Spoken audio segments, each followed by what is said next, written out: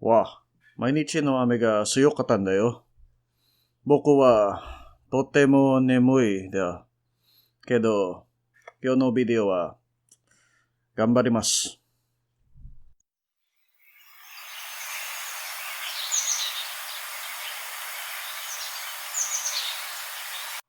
読むと会話を終わりました。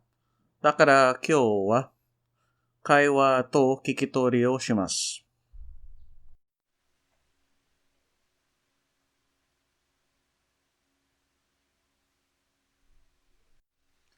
Okay, so I let that run a little bit without talking so that I can just remove the noise in post. It is way too hot today. Um, this is not shower, this is sweat. It's 8 in the morning, just finished raining. I've transferred rooms twice already looking for the best place to record, but it's just too humid no matter where I go, so. Let's get to the bulk of the lesson. Also, for reference, there is currently construction going on right beside my house, and we are still on lockdown here, so I can't really record this in the park or anything. Try to do the best I can, though. Here we go. Now, if you notice, the beginning of my video was in Japanese. It was in terrible Japanese. A year from now, I'm going to look back at that and I'm going to cringe. But that's fine, because that is the point of today's lesson. Today, we're going to discuss the third part of this beginning lesson, which is listening and speaking. Now, first of all, listening is not hard. As long as it is native content, anything is acceptable. After all, you are a beginner and you simply have to get used to the pattern of how the language works. So, it doesn't need to be professional. You can get the same results from news and anime. If you prefer watching anime, that's fine. The one caveat for this is that, and here's a big thing, do not use subtitles. When you listen, you want to be in a active immersion state. And by this, you should not have anything to do with translating to your main language. As a beginner, it doesn't matter how much content that you can actually understand. If you understand one word in an entire sentence, or maybe two words in a 5-minute dialogue involving Gundam or, I don't know, like magical swords or something, doesn't matter. You're a beginner, all you really need to know is how it sounds. You gotta hear what the intonation is, what the pitch is. That's all that matters. Doesn't matter so much yet how much you really understand the language. So keep this in mind. Why do I say it doesn't matter? You're a beginner. So as far as you are concerned, the entirety of the language is new to you. Dictionaries will not help because it pushes you away from understanding the language natively. But you really just need a lot of input. As an example of this, I'm currently studying Korean. Formally. Well, not really formally. I do it myself as usual through textbooks and apps. But as an example, my mother, who has never studied a word of Korean in her entire life, has been watching Korean telenovelas for about 2 years now. And weirdly enough, she knows a lot more about the culture and how it sounds, even though I've been trying to actively immerse myself for 3 months. So the point of this is you need a lot of input. If, say, the example is, this is a library. Right now, a person that watches a lot of Japanese shows in its native content without any subtitle translations increases the amount of books that you're able to store in your library. Versus you, who is a complete beginner, you would only have maybe 1 or 2 books. So, you need to add more books to that library, if that makes any sense. Speaking will actually come once you have a significant amount of input and you've successfully, absorbed a lot of the native content. What I mean by this is, not sure of a specific number, but the more you hear the language, your brain makes the connections, knows how it sounds like, more or less, and you're able to output much faster. So the more native content you absorb, the easier it is for you to eventually translate this to speaking. 例えば、僕の日本語。ちょっと変だよ。けど、大丈夫。毎日の練習は、Yoku ni narimashita. I actually think the biggest problem you're going to have from moving from listening to speaking is basically just getting over the fact that you're going to sound like a moron. Because again, this is not your native language, so you're probably going to sound weird, sometimes idiotic.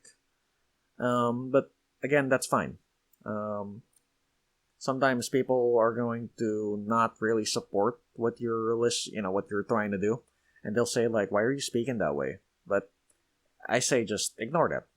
I mean, people don't really care how good you are or the process of learning until you're at the level wherein they're like, "Wow, you speak really well," which is kind of weird. But that's generally how society flows. They don't care until you are successful. So just ignore any negative comments you get and speak it anyway, even if you sound totally weird. It's fine. Now, I would like to say that there's some secret method that you're going to use and you're going to absorb the language super rapidly. But in all honesty, there is none. For reference, let's say the movie Kimi no Na wa. I've watched that movie like 2 dozen times. Crazy, right? The first few times I watched it, I had English subtitles.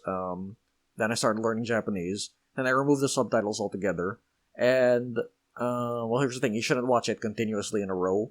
But with enough time that your brain resets and, it's kind of hard to explain. It resets and it's able to perceive certain things, but not specifically in the English translation. By this, I mean, yoroshiku onegaishimasu. English translation, good luck, or, oh, let's work hard together. At first, it doesn't make sense when you do this, but, when you hear it again and again, you realize that, okay, that's not the specific English translation for this phrase. It actually has a native translation, which I'll get from the scenarios. So when you watch the movie, you'll see like, oh, okay, he doesn't mean exactly that in English. There's a cultural reference behind what he said. And as you watch more content in the target language without any translations, you start to realize really what the overall concept of that phrase is. In connection to this, I would say never use box phrases. Again, this is more of a traditionalist way of learning. Box phrases are a specific phrase and then it has a specific English translation. This is terrible because, once again, these are approximations. These translations are not really what they mean. They're just simply approximations of what more or less the phrase is. So, yeah. What you really just need is a lot of input. Okay, for example, when I first started Japanese, I listened to a lot of Japanese radio and a lot of Japanese podcasts. And, well, to be honest, I don't know what the hell they were saying. But a weird thing happens as you keep listening over and over and you get more and more input. At a certain point, and I'm not sure when. Again, it depends on the person. But at a certain point, you start to realize that you understand what's happening without understanding it. What I mean by this is you know what the person is talking about. You know more or less how the people on the radio show or in the podcast or on the television, let's say you're watching Japanese TV, you know what's happening, but you're not able to explain in your language what's happening. And you can't even come up with a specific translation of what they said. But you kind of know that, okay, he said something and this seems positive and it had a connection towards, say, the way the person was working. You don't know specifically what that person was doing, but you know it was more or less targeted towards his work or towards his, I don't know, hobbies. And then you're able to perceive like, oh, that's interesting. Yeah, that's funny. But you don't understand. And this is kind of the point of absorbing a language.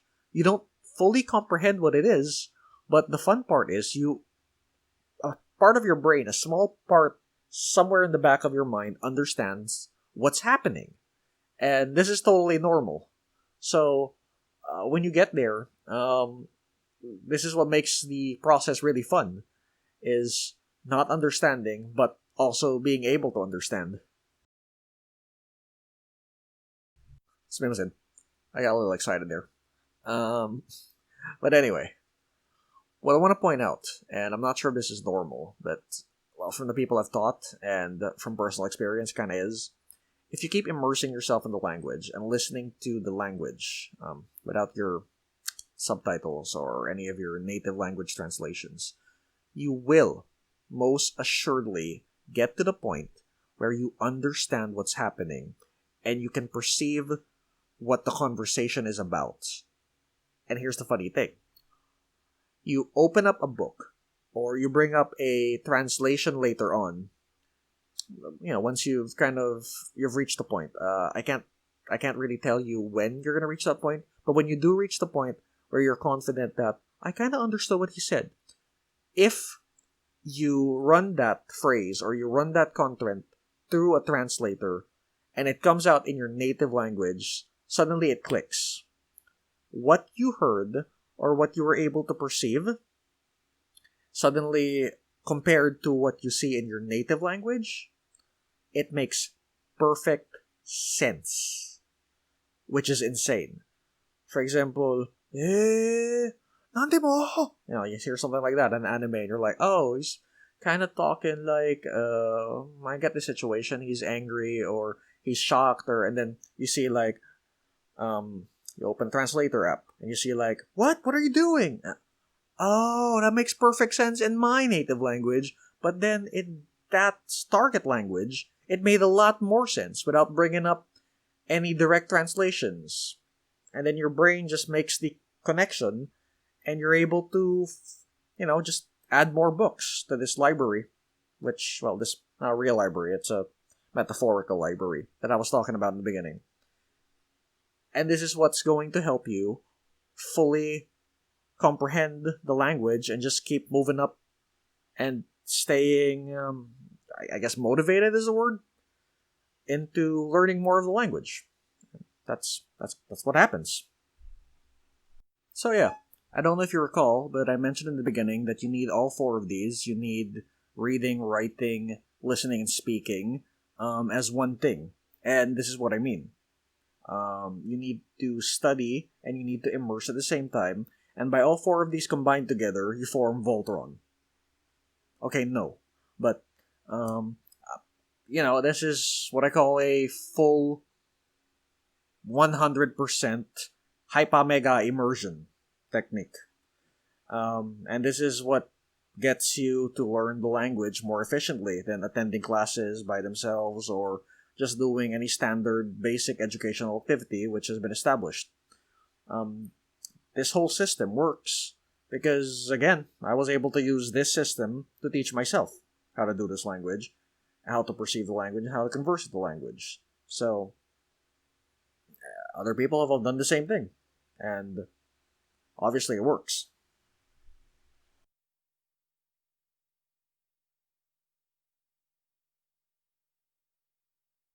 Okay, so a little fun fact. I have what I call full immersion days. It's a little crazy, but maybe you want to try it out. If you want to go the extra step and be a little insane about it like I do. I take one day wherein I fully immerse myself only in that language. What I mean by this is, well, say on Saturday, I'm starting Korean. I study Korean on Saturdays. And on that day, I only watch Korean shows. I only listen to Korean music. I only cook and eat Korean food. And I try to reply in Korean, even if nobody understands me. And they're just like, what are you saying? And I'm like, I'm immersing. Don't bother me right now. And if you want to be a little crazy about it, I mean, I do this sometimes. It's a little crazy, but I gotta admit, it worked for Japanese, and I think that at some point I'm gonna be able to speak to you guys in Korean soon. So, you'll just see the results eventually. So that's it, guys. That's your first step and your methodology to begin starting to learn Japanese. We'll have a different topic next week. There's a lot of things we're gonna get into. I'm not sure what we're gonna do yet. But if you like this video and you have some suggestions, then please leave a comment. down below. Like I said, there's so much content we can cover. So let me know what you guys want to hear. And if, you don't do anything else, I'll just come up with my own content and I'll publish here. And hope you follow the channel. Patreon's open. If you like these videos and you'd like to see more, please consider supporting it or just subscribing and liking the channel. So, thanks a lot. See you next week.